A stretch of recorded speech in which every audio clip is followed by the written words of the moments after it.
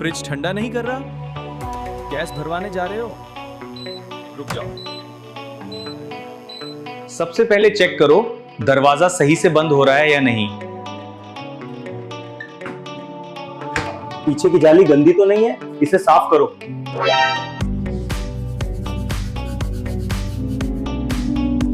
Fan चल रहा है या नहीं ये भी जरूर देखो।